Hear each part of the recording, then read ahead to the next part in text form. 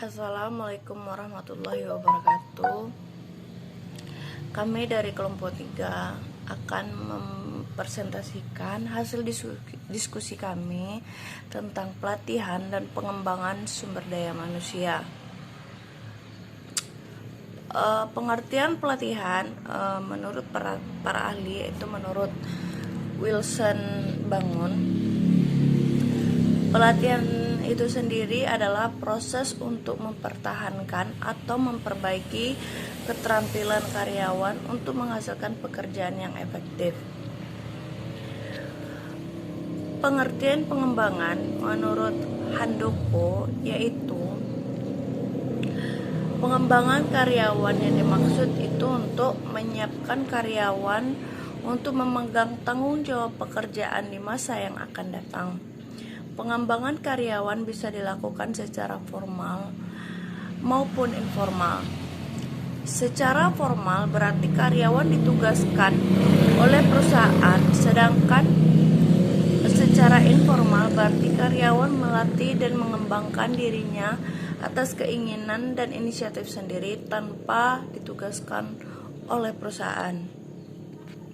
Pengertian dari sumber daya manusia atau SDM yaitu semua manusia yang terlibat di dalam suatu organisasi dalam mengupayakan terwujudnya tujuan organisasi tersebut. Tujuannya pertama memutakhirkan keahlian seseorang individu sejalan dengan perubahan teknologi. Melalui pelatihan SDM, pelatih memastikan bahwa setiap individu dapat secara efektif menggunakan teknologi-teknologi baru. Tujuan yang kedua yaitu mengurangi waktu belajar seseorang individu baru untuk menjadi kompeten dalam pekerjaan. Yang ketiga, membantu memecahkan persoalan operasional. Tujuan yang keempat yaitu mengorientasikan setiap individu terhadap organisasi. Tujuan yang kelima yaitu memberikan kemampuan yang lebih tinggi dalam melaksanakan tugas dalam bekerja. Tujuan yang keenam yaitu meningkatkan tingkat profesional para karyawan. Adapun dari tujuan manfaat pelatihan pengembangan SDM itu mengurangi dan menghilangkan kinerja yang buruk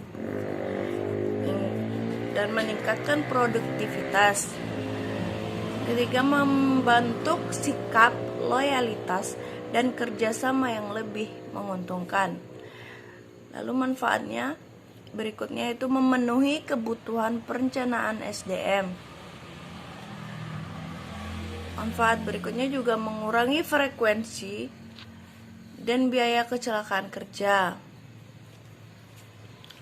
Lalu membantu karyawan dalam meningkatkan dan mengembangkan pribadi mereka. Baiklah, presentasi berikutnya akan dibawakan oleh rekan saya yaitu Nofriza. Kepada Nofriza saya persilakan. Assalamualaikum warahmatullahi wabarakatuh. Perkenalkan, saya Nofriza, rekan dari Kak Rizka Anggraini. Baiklah, saya akan melanjutkan materi selanjutnya tentang jenis pelatihan dan pengembangan SDM. Jenis pelatihan dan pengembangan SDM, yang pertama pelatihan keahlian atau skill training. Yang kedua pelatihan ulang, yaitu pelatihan yang memberikan para karyawan keahlian yang mereka butuhkan untuk menghadapi tuntutan kerja yang berubah-ubah. Selanjutnya pelatihan lintas fungsional, yaitu pelatihan karyawan lintas bidang yang tidak sesuai job desk sebelumnya. Selanjutnya pelatihan tim, yang berupa sekelompok individu menyelesaikan pekerjaan demi tujuan bersama dalam sebuah tim kerja.